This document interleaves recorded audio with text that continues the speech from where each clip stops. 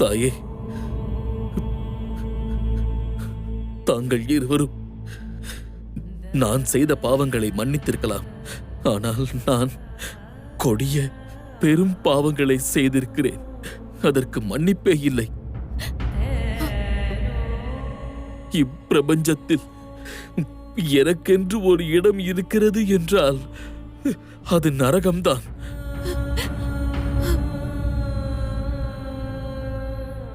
நான் அனுக்ஷணமும் நரகத்தில் இருந்து தவம் புரிந்து மன்னிப்பை கோருவேன் தாயே.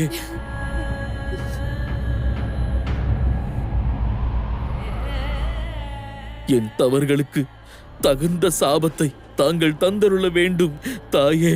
இல்லை மகனே, எந்த அன்னையாலும் தன் மைந்தனுக்கு சாபம் அளிக்க இயலாது. ஹர ஹர மகாதேவா. அந்தகாசுரா மகனே, அந்தகாசுரா மகனே, கண் திறந்து பார். அந்தகாசுரா,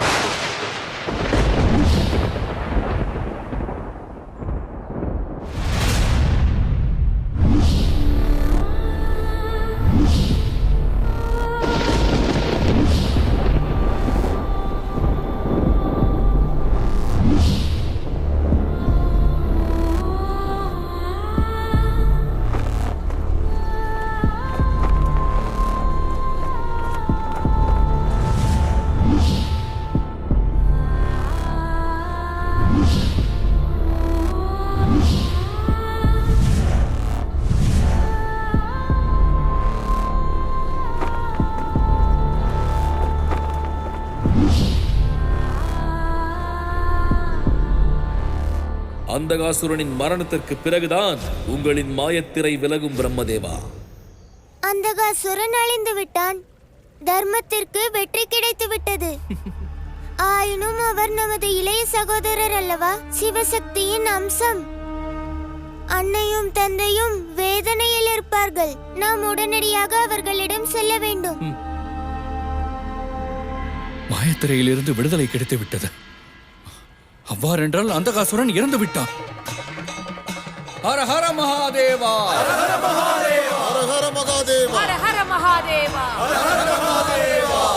மகாதேவர் அனைவரையும் காப்பாற்றி விட்டார். இந்த நாளை உற்சவத்தை போல் நாம் கொண்டாட வேண்டும். நிச்சயமாக. ஹர ஹர மகாதேவா.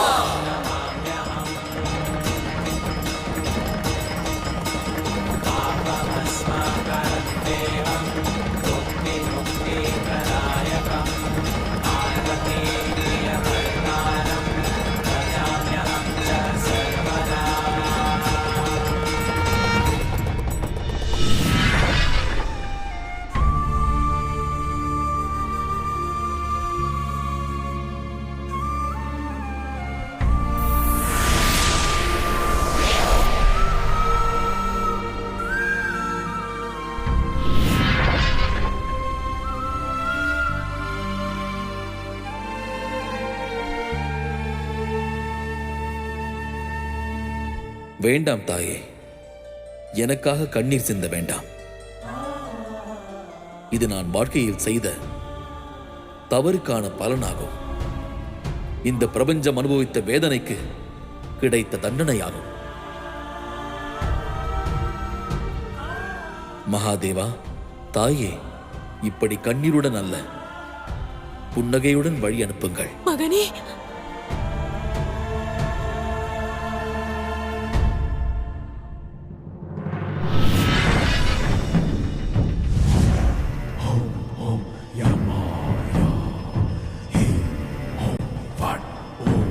ஹர ஹர மகாதேவா.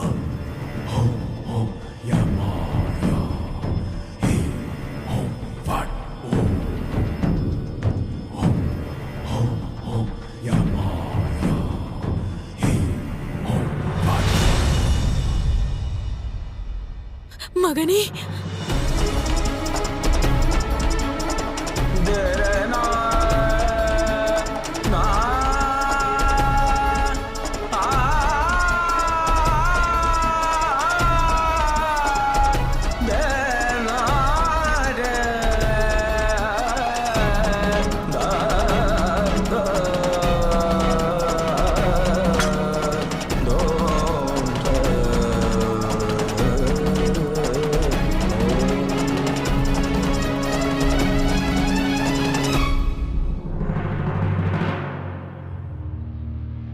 மகாதேவா, நம் மைந்தன் செல்கிறான், அவனை நிறுத்துங்கள்.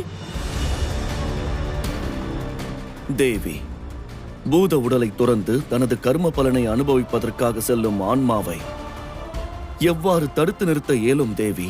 ஏன் தடுத்து நிறுத்த இயலாது? இவர் மகாதேவர் ஆவார், பிரபஞ்சத்தை உருவாக்கியவர். இவர் தேவாதி தேவர், எதை வேண்டுமானாலும் செய்யலாம். இவர் நினைத்தால் பூத உடலில் மீண்டும் ஆன்மாவை நுழைத்து இவனை அமரராக்க இயலும்.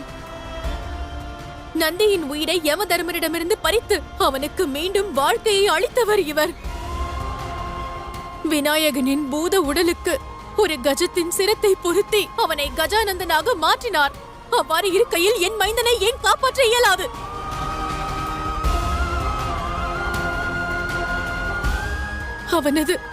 அவனது ஆன்மாவினை ஏன் தடுத்து நிறுத்த இயலாது?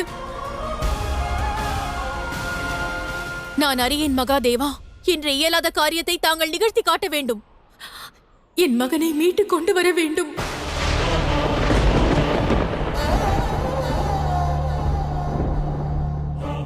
இன்னும் எது நாள் வரை சிவனும் சக்தியும் இந்த விதியின் நியதியில் சிக்கிக் கொண்டு தனது மைந்தர்களை இழந்து கொண்டே இருக்க வேண்டும்.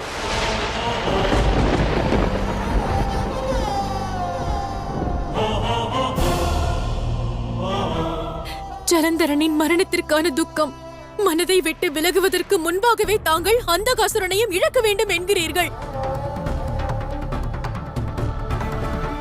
இயலாது மகாதேவா. மகாதேவா, தாங்களும் மன வருத்தத்தில் இருக்கிறீர்கள் என்பதை அறிவேன். ஆனால் மற்றும் ஒரு மகனை இழப்பதற்கு நான் தயாராக இல்லை. ஆகையால் எனக்கு பதில் தாருங்கள். நமது மைந்தனை மீட்டு கொண்டு வருவீர்களா, மாட்டீர்களா? எனக்கு பதில் தாருங்கள் மகாதேவா. நிலைமையை புரிந்து கொள்ளுங்கள் தேவி. இயற்கையின் தேவியாக இருந்து இயற்கைக்கு எதிராக எவ்வாறு செயல்படுவீர்கள்? பிரம்மதேவா, ஆனால் ஒரு அன்னையாக நான் தாய்மைக்கு எதிராக எவ்வாறு செயல்பட முடியும்? பதில் தாருங்கள் மகாதேவா. அந்தகாசுரனை தாங்கள் மீட்டு கொண்டு வருவீர்களா, மாட்டீர்களா? அதற்கு சாத்தியமில்லை தேவி. தேவி, தாங்கள் கூறுவது இயலாத காரியமாகும். அது விதியின் நியதி அல்ல. விதியின் நீதியை பற்றி யான் அறியேன். எனக்கு என் மைந்தன் மட்டும்தான் வேண்டும். அந்தகாசுரனுக்கு என்னால் அன்பு செலுத்த இயலவில்லை. அவன் வேதனைக்கு ஆறுதல் கூற இயலவில்லை. மனமாற கட்டி தழுவவில்லை. எனக்கு என் மைந்தன் வேண்டும் மகாதேவா. மகாதேவர் தன் மைந்தனை மீண்டும் உயிர்த்தெழ செய்ய வேண்டும்.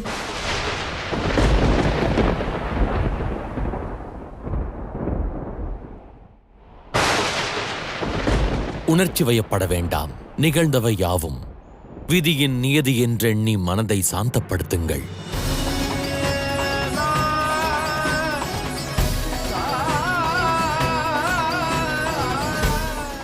சரி, அவ்வாறென்றால் இதுவும் விதியின் நியதி என்று ஏற்றுக்கொள்ளுங்கள். நான் எனது மைந்தனோடு செல்லப் போகிறேன். நான் எனது மைந்தனோடு செல்லப் போகிறேன்.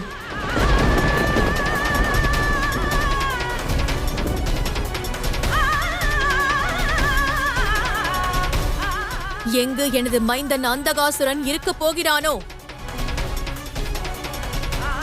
அங்குதான் நானும் இருப்பேன். அங்குதான் நானும் இருப்பேன்.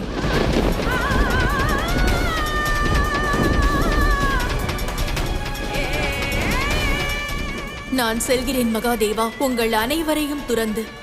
தேவி,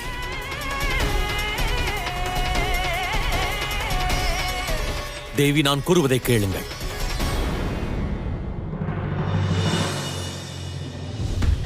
தேவி,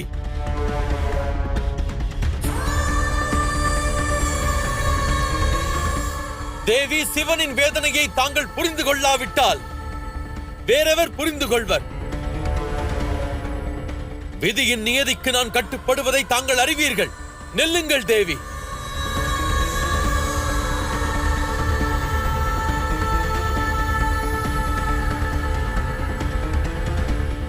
தங்கள் நிலையை நான் புரிந்து கொண்டது போல் தாங்கள் எனது தாய்மையை புரிந்து கொள்ளவில்லையே.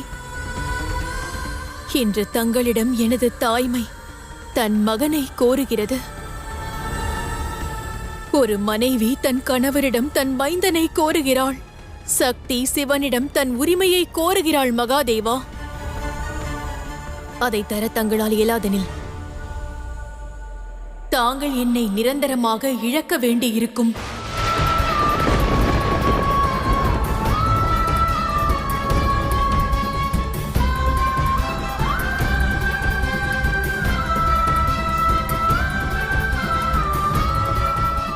தேவி,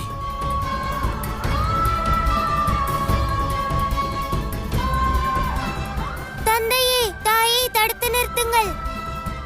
ஆம் தந்தையே, மீண்டும் அவர்கள் செல்ல அனுமதிக்காதீர்கள். அன்னை இல்லாமல் வையகமும் கைலாயமும் முழுமையடையாது.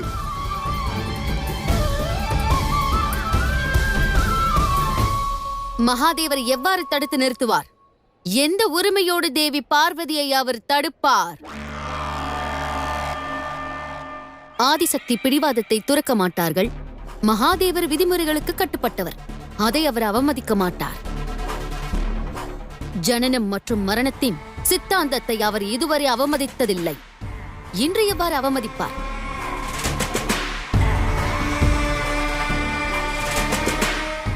இந்த தோல்வியிலும் நமக்கு வெற்றி கிடைக்க வாய்ப்பிருக்கிறது. சிவனும் சக்தியும் பிரிந்து விட்டால் பிறகு அசுரர்கள் வெற்றி பெறுவதிலிருந்து எவராலும் தடுக்க இயலாது.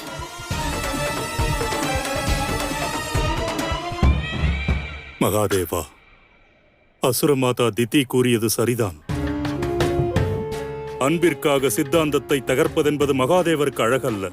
அது விதியின் நியதியாகும். அதில் தாங்கள் தலையிடுவது எவ்விதத்திலும் முறையல்ல. தன்னலமாக செயல்படாதீர்கள் அசுரகுரு. அசுரமாதா திதி இவ்வாறு செய்வார்கள் என்று எதிர்பார்த்தேன். தாங்கள் இவ்வாறு செய்வீர்கள் என்று எதிர்பார்க்கவில்லை. தாங்கள் அசுரகுரு என்பது உண்மையே. ஆனால் ஒன்றை மறவாதீர்கள், தாங்கள் நவகிரகங்களில் ஒருவர் ஆவீர்கள். தங்களுக்கு என்ன தோன்றினாலும் எங்களுக்கு கவலை இல்லை. ஆனால் உண்மை அதுதானே? மகாதேவராலும் கூட இயற்கைக்கு எதிராக செயல்பட இயலாது.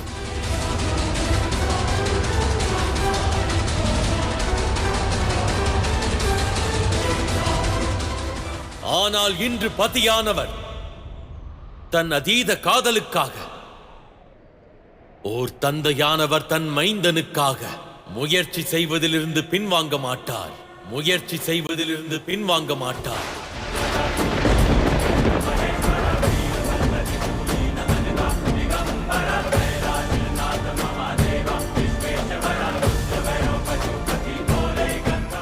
தேவி பார்வதி,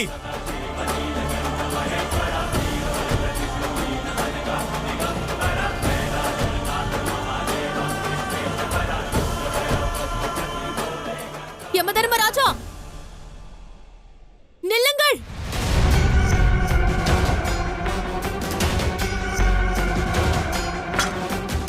அன்னையின் அழைப்பை கேட்டும் ஏன் யமதர்மர் நிற்கவில்லை? ஏன் அவர் முன்னேறி செல்கிறார்?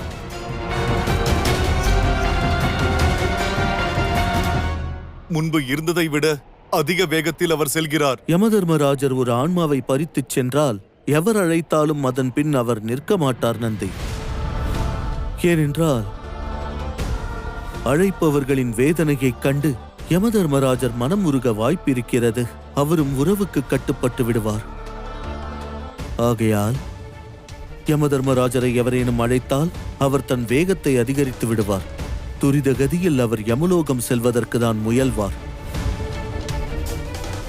யமதர்மராஜரை தடுக்க ஒரு வழி மட்டுமே உள்ளது. மகாதேவர் யமனை விட வேகமாக செல்ல வேண்டும்.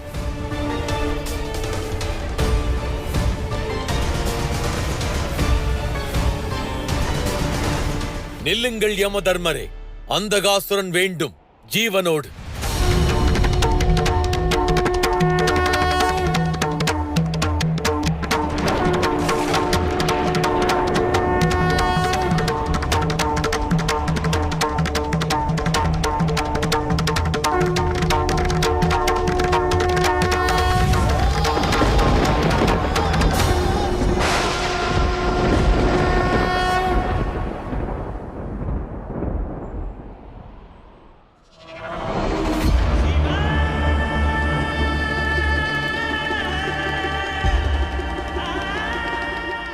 யமதர்மரே, எனக்கு அந்தகாசுரனின் ஆன்மா வேண்டும்.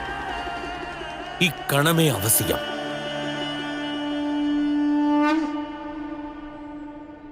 மன்னியுங்கள் மகாதேவா, ஒரு ஆன்மாவை நான் பறித்த பிறகு அதை என்னால் திரும்பத் தர இயலாது. அது இயற்கையின் சித்தாந்தத்திற்கு எதிரானதாகும். மகாதேவா, நான் அனுதினமும் தங்களை பூஜிப்பவனாவே. தாங்கள் கண்ணீர் சிந்துவதை என்னால் காண இயலாது. ஆகையால் வேண்டி கேட்கிறேன், என் பாதையை விட்டு விலகுங்கள். இது தங்கள் கடமை என்றறிவேன். எனினும் தங்களிடம் வேண்டி கேட்கிறேன்.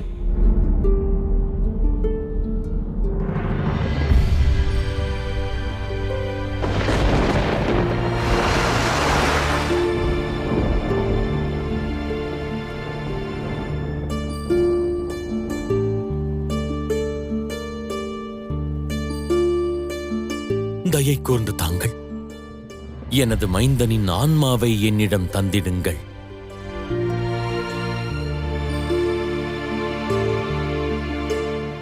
என் நிலைமையை புரிந்து கொள்ள முயலுங்கள் மகாதேவா. இந்த பாவத்தை செய்ய என்னை கட்டாயப்படுத்தாதீர்கள். யமதர்மரே, அந்தகாசுரனின் ஆன்மாவை எனக்கு தாங்கள் தரும் வரை நான் இவ்விடத்திலேயே கையேந்தி நின்று தங்களிடம் யாசகம் கோருவேன்.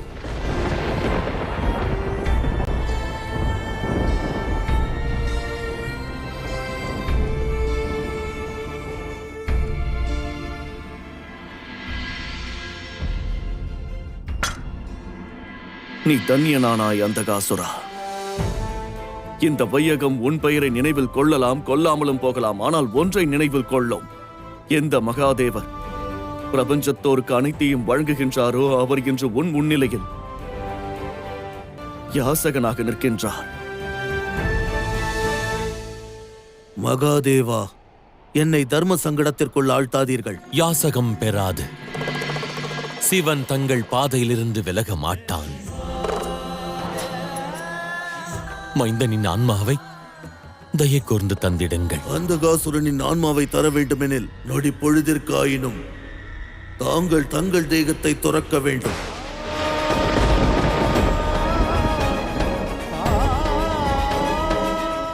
யமதர்மராஜனாக தங்கள் உயிரை பறித்து பக்தனாக அதை மீண்டும் உங்களிடம் தந்து விடுவேன். இவை அனைத்திற்கும் மகாதேவரின் சிரத்தில் நான் என் கரம் வைத்து செய்த பொய் சத்தியம் மட்டுமே காரணம். தங்கள் மீது ஆணையாக கூறுகிறேன் மகாதேவா, நான் கூறிய அனைத்தும் உண்மை மட்டுமே. ஆம் நாராயணா, தாங்கள் செய்த சத்தியத்தின் காரணமாக இந்த சிவன் இக்கணம் தனது ஆன்மாவை தியாகம் செய்தேயாக வேண்டும். இதன் வாயிலாக ஒன்று நிரூபணமானது. எப்பொழுது ஒருவர் மீது பொய் சத்தியம் செய்கிறாரோ அந்த சத்தியம் செய்யப்பட்டவர் நிச்சயம் ஒரு அசம்பாவிதத்தை எதிர்கொள்கிறார். மகாதேவருக்கே இந்த நிலை என்றால் பிரபஞ்சத்தோர் வாழ்வில் இது நிகழாமல் இருக்குமா? ஓருங்கள் மகாதேவா, தங்கள் முடிவுதான் என்ன? ததாஸ்து. இல்லை மகாதேவா, வேண்டாம் தந்தையே, அவ்வாறு செய்யாதீர்கள்.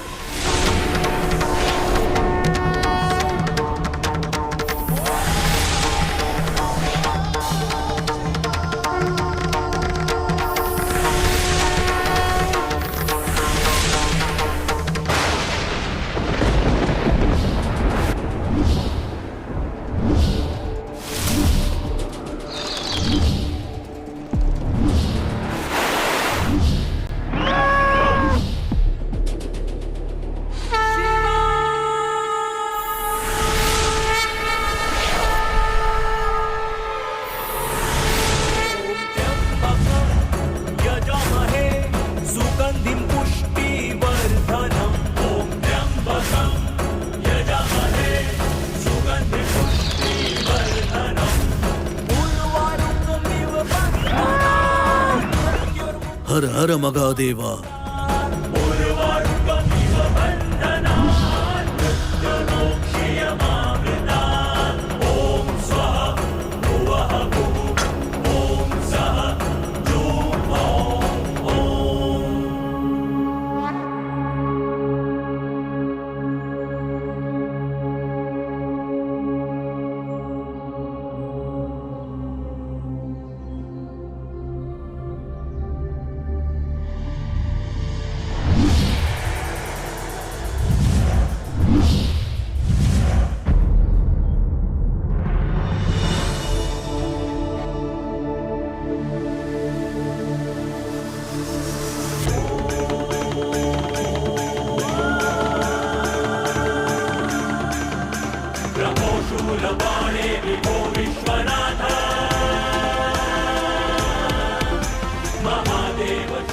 மகனே,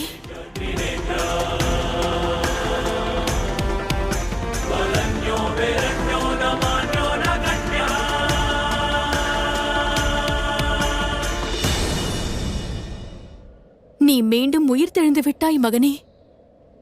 வா மகனே, இனி நீ எங்களுடன் கைலாயத்திற்கு வா. அந்தகாசுரன் கைலாயம் வரமாட்டான்.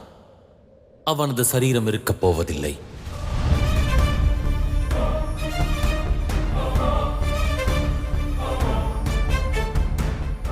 ஏன் மகாதேவா? நமது மைந்தன் தான் இப்போது உயிர் தெழுந்து விட்டானே. தங்களின் பிடிவாதம் காரணமாக இந்த மாற்றத்தை ஏற்றுக்கொள்ள நான் தீர்மானம் செய்தேன். ஆனால் விதியின் நியதிக்கு எதிராக இந்த சிவனால் துரோகம் இழைக்கலாகாது. நந்தியின் உயிரை மீட்டு வந்தேன். அதன் பிறகு அவன் நந்தியாக இருக்கவில்லை, சிவகணமாக விருஷப நந்தியானான். விநாயகரை மீட்டுத் தந்தேன். ஆனால் அதற்கு பிறகு அவன் அடையாளம், அவன் தேகம் முற்றிலும் மாறியது. அவன் கஜானந்தன் ஆனான். மாருத்துக்கள் திதியின் மைந்தனாக கைலாயத்திற்குள் வரவில்லை, சிவகணங்களாகவே வந்தனர். நான் ஒப்புக்கொள்கிறேன், நிகழ்ந்திட இயலாதவற்றை என்னால் நிகழ்த்திட இயலும். ஆனால் காரணம் நந்தியின் பக்தியோ, திதிக்கு இழைக்கப்பட்ட அநியாயமோ,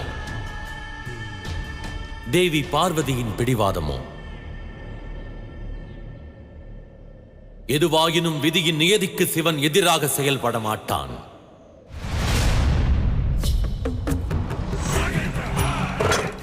ஆகையால் அந்தகாசுரன் இந்த சரீரம் கொண்டு வாழ்ந்திட இயலாது. காலத்திற்கேற்றவாறு அவன் உருவம் மாறத் துவங்கும். உகந்த தருணம் வருகையில் பிரபஞ்சத்தின் பல ஸ்தலங்களில் சிவகணங்களின் பிரதிநிதியாக வாசம் செய்வான்.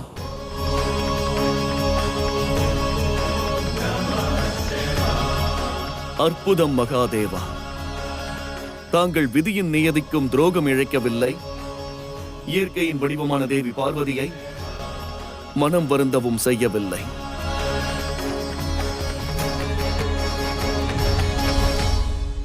மகாதேவா, இந்த அதர்மி தன்யனானான். அதர்மத்தை நிலைநாட்ட வேண்டும் என்று எண்ணிய இந்த அசுரன் இனி மகாதேவரின் புகழ் பரப்புவான். அதுவும் உங்கள் கணமாக இருந்து. அதோடு எண்ணிய பொழுது சிவசக்தியான எனது அன்னையையும் தந்தையையும் தரிசிக்கலாம். இதைவிட மகிழ்ச்சியான தருணம் வேறென்ன உள்ளது? ஹர ஹர மகாதேவா.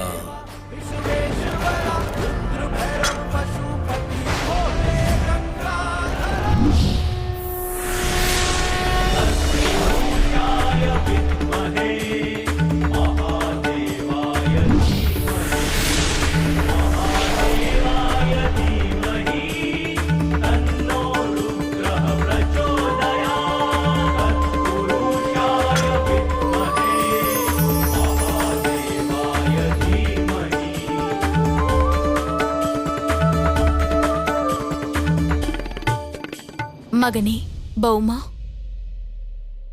நீ எங்களுடன் கைலாயத்திற்கு வரலாமே. சில காலத்திற்கு நீ எங்களுடன் வசிக்கலாம். மேலும் சில காலம் நீ பூமாதேவியுடன் இருக்கலாம். மகனே, தாயே,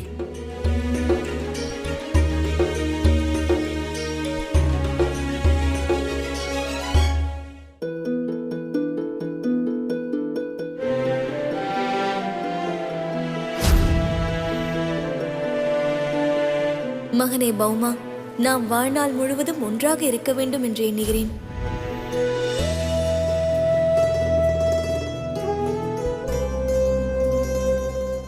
தாயே, தாங்கள் என்னை மன்னிக்க வேண்டும். என்னால் தங்களோடு கைலாயம் வர இயலாது. பூமாதேவி என் அன்னை ஆவார். அதோடு அவர் அழிவற்றவர். ஆனால் நான் அழிவற்றவன் இல்லை தாயே. நான் அழியக்கூடியவன். அமரத்துவத்தின் வரமும் எனக்கு தேவையில்லை.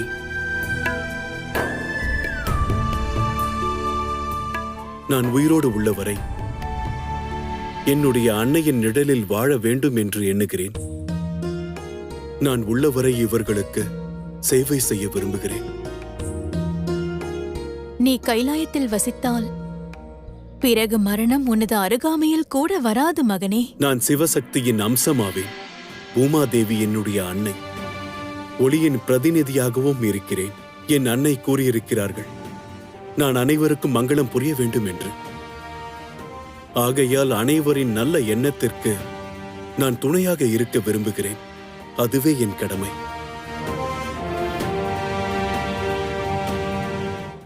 மகாதேவா, பௌமனுக்கு தாங்கள் எடுத்துரையுங்கள். நம்முடன் கைலாயம் வர கூறுங்கள் மகாதேவா. உரைக்கும் தருணம் இதுவல்ல, உணர்ந்திடும் தருணமே இது. தேவி பார்வதி, நமது பௌமன் அவனது கடமையை ஆற்ற ஆயத்தமாகும் பொழுது மங்களம் புரிந்திட தயாராகிவிட்டானெனில் அப்பொறுப்பினை நம் மைந்தனுக்கு நான் வழங்கிட ஆயத்தமாயிருக்கிறேன். பௌமா, உனது சரீரம் உதிரங்கள் படிந்ததாயிருக்கிறது. ஆகையால் இன்று இக்கணம் முதல் இந்த அண்ட சராசரமும் லோகிதாங்கன் என்ற பெயர் கொண்டு உன்னை அழைக்கும். லோகிதாங்கன் என்ற பெயர் கொண்டு உன்னை அழைக்கும். லோகிதாங்கன் என்ற பெயர் கொண்டு உன்னை அழைக்கும். இக்கணம் முதல் இச்சிவந்த நிறம் கொண்ட வண்ணத்திலேயே தோன்றுவாய். அது மட்டுமல்லாது நவ கிரகங்களில் நீ ஒன்றாவாய். யாவர்க்கும் மங்களத்தை அள்ளித் தருவாய்.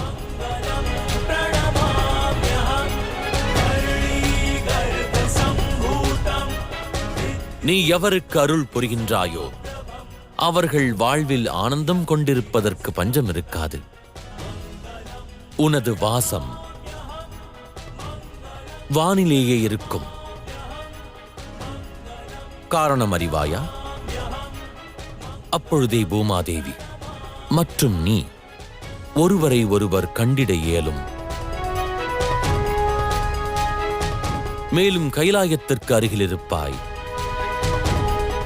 எனவே நானும் உனதன்னை பார்வதியும் விரும்பும் போதெல்லாம் உன்னை காண்போம்.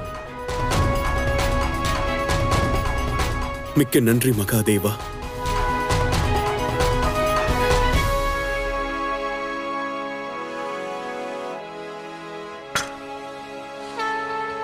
சென்று வா மகனே. யாவர்க்கும் மங்களம் உண்டாகட்டும்.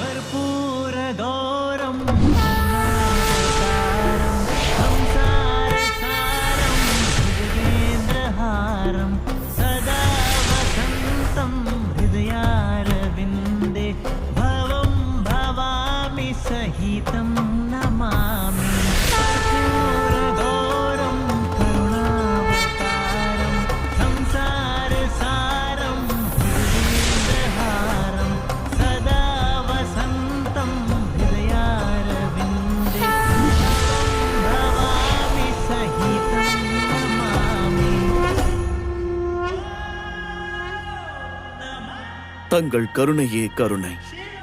இந்த லோக நன்மைக்காக தங்கள் அம்சங்களான அந்தகாசுரன் மற்றும் லோகிதாங்கனை உங்களிடமிருந்து பிரித்துக் கொண்டீர்கள். ஹர ஹர மகாதேவா, ஹர ஹர மகாதேவா, ஹர ஹர மகாதேவா, ஹர ஹர மகாதேவா, ஹர ஹர மகாதேவா. ஆனால் மகாதேவர் எனக்கு இழைத்தது மாபெரும் அநியாயம் அல்லவா? நான் மிக கடினமாக எனது மைந்தர்களை வளர்க்கிறேன். ஆனால் மகாதேவர் மிக எளிதாக அவர்களை அழித்து விடுகிறார். அல்லது இவரது மேற்பார்வையில் தேவர்கள் எனது மைந்தர்களை, என் குல அரசர்களை வதம் செய்து விடுகிறார்கள், அல்லது அவர்களை மனம் மாற்றி தேவர்களில் ஒருவராக ஆக்கிவிட்டு எங்களிடமிருந்து பறிக்கிறார்கள். ஆயினும் நாங்கள் தோல்வியை ஏற்க மாட்டோம். தாங்கள் எங்கள் அரசர்களை எங்களிடமிருந்து பறிக்கலாம், ஆனால் நாங்கள் புதிய அசுர அரசர்களை உருவாக்கிக் கொண்டே இருப்போம்.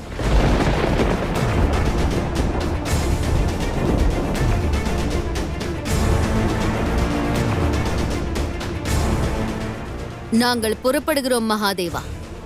ஆனால் அசுரர்களுக்கும் தேவர்களுக்குமான யுத்தம் இப்போது முடிவிற்கு வரவில்லை.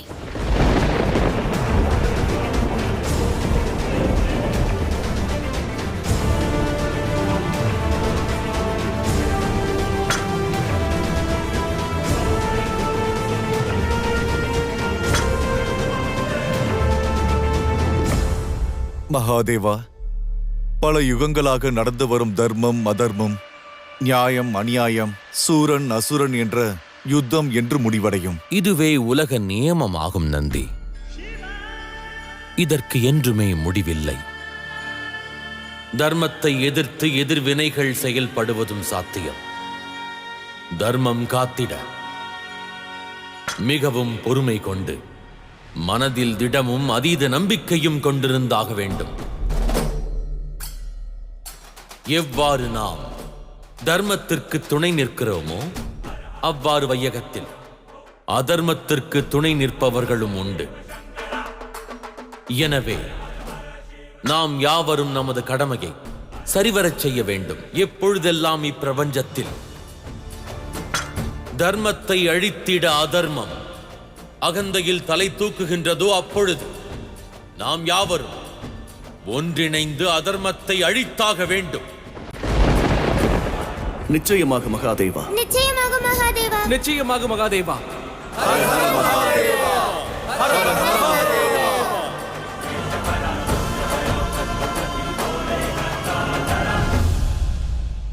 ஹர ஹர மகாதேவா, ஹர ஹர மகாதேவா, ஹர ஹர மகாதேவா, ஹர ஹர. அசுரர்களின் அரசன் இறந்திருக்கிறான். அவன் மரணத்திற்கு காரணமானவரை நீ போற்றுகிறாய்.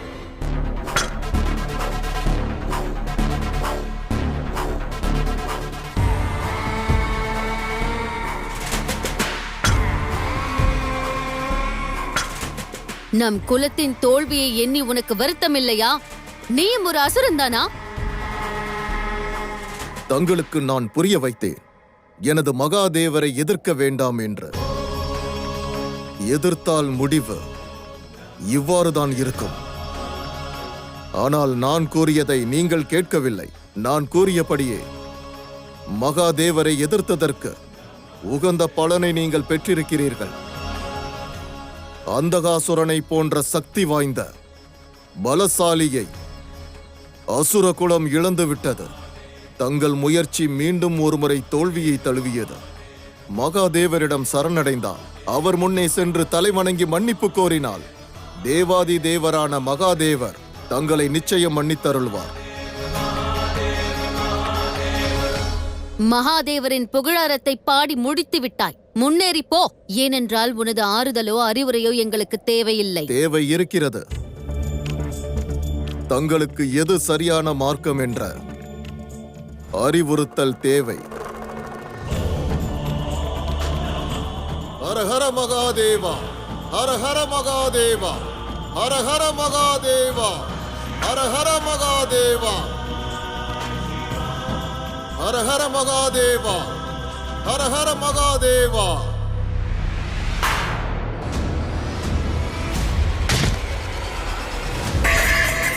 மகாதேவா,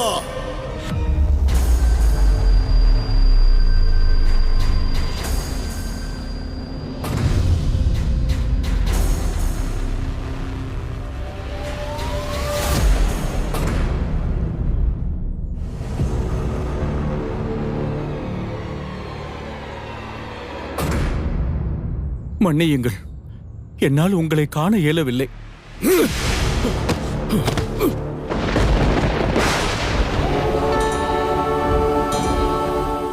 மதிகெட்டவனே, எனது சிவபூஜைக்கு நீ இடையூறாக வந்து விட்டாய்.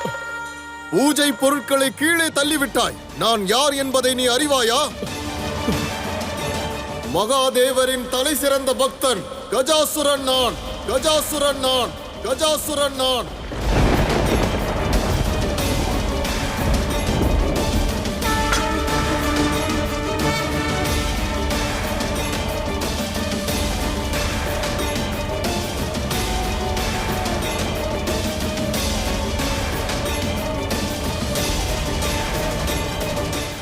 கஜாசுரா, நீ இழைத்தது பாவமாகும்.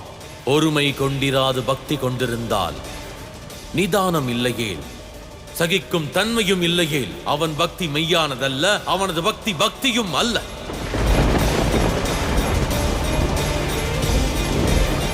என்னால் தங்களை காண இயலவில்லை. என்னை மன்னித்து விடுங்கள். இனி நான் இவ்வாறு தவறு செய்ய மாட்டேன் அரசே. இம்முறை உன்னை நான் மன்னிக்கிறேன். ஆனால் எதிர்காலத்தில் இந்த தவறு செய்தால் அதற்கு நிச்சயம் நீ தண்டிக்கப்படுவாய். செல், சென்று இவ்வையகத்தோரிடம் கூறு, மகாதேவரின் தலை சிறந்த பக்தன் கஜாசுரன் என்று. என் நிலையிலும் அதை எவரும் மறக்க வேண்டாம். இந்த அண்ட பிரம்மாண்டத்திலும் தலை சிறந்த சிவபக்தன் கஜாசுரன் மட்டுமே.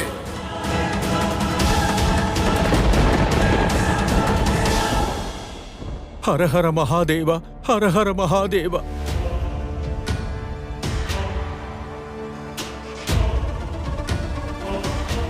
மகாதேவா, ஹரஹர மகாதேவா, ஹரஹர மகாதேவா.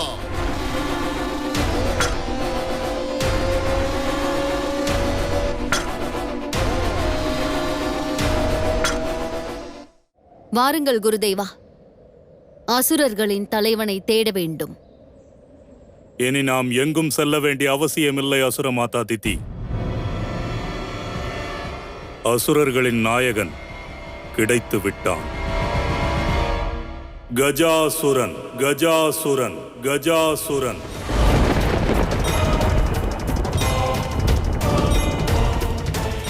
ஹர ஹர மகாதேவா. கஜாசுரா, அகங்காரத்தை உன் சிரத்திலிருந்து அகற்றாவிட்டால் திதி மற்றும் சுக்ராச்சாரியரின் வலையில் நீ நிச்சயம் அகப்படுவாய்.